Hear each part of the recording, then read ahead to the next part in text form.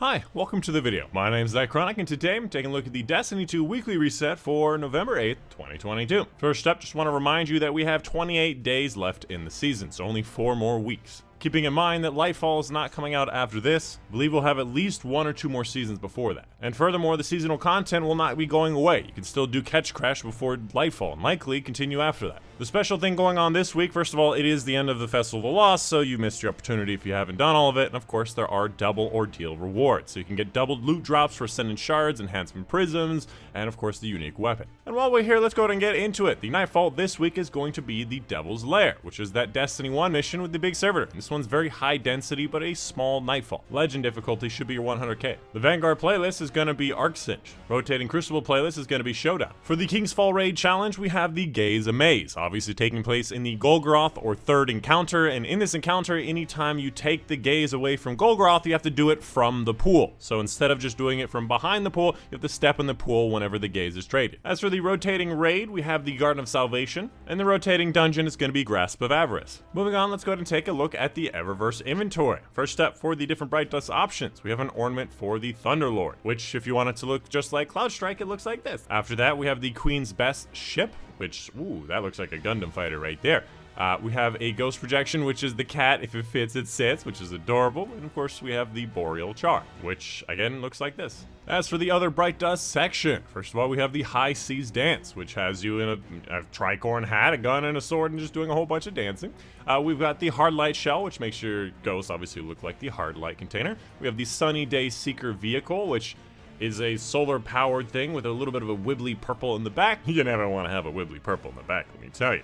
We have the Valkyrie, which looks like this, which has some Dyson fans in it to levitate. We have the chest piece for whatever character you are currently on, which the chest piece for the Warlock looks like this one. Very glowy, lots of sparkly. A weapon ornament for the Outbreak Perfected, which makes it look like this. I like the original one better. That just looks like the Cold Denial skin, because everybody wanted the Cold Denial skin. We have a Ghost Projection. We have a bunch of transmit effects, including the Ghost Purple. We have the Harpy's Cry. We have the Traveler's Wake. Well, that was bright.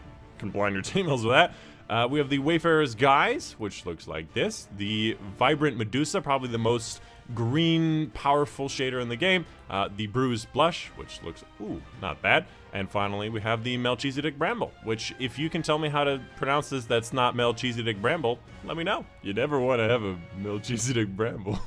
And of course, let's take a look at the gunsmith's inventory. First off, we have an Enyo with Encore and Wellspring, which is not a bad combination with range, and almost range, although we have a recoil direction, which really helps get it up to 97. Honestly, this is probably one of the better Enyos you could find. Although you could do better with 3 and 4, it's a pretty good combo. Following that, the Boudica, otherwise known as Boudica. I don't really know what you want on this gun, I gotta be honest with you. Precision frames, not a big fan of, but they're pretty popular in the Crucible these days. Overall, it doesn't look like an amazing Crucible roll, though. The Galu, which is a snapshot plus steady hands, which seems like exactly what you want on this thing. And the rest is handling and some other stuff that's handling. Overall, pretty good roll on the sniper, would recommend. The EMOTE AR3, which you can get a crafted version very easily, and pretty much every roll on this weapon is pretty darn good, although it's still a 450 and I prefer 600s. The TYPHON GL5 Genesis Adrenaline, this can have explosive light. It does have spike grenades, otherwise pretty okay.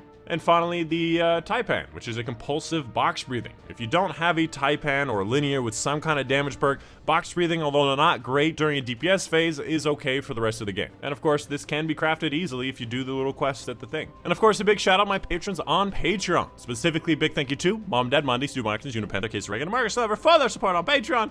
And that's it. Hope you guys did enjoy. Bye, name's Dychronic, and I'll see you guys on the next one.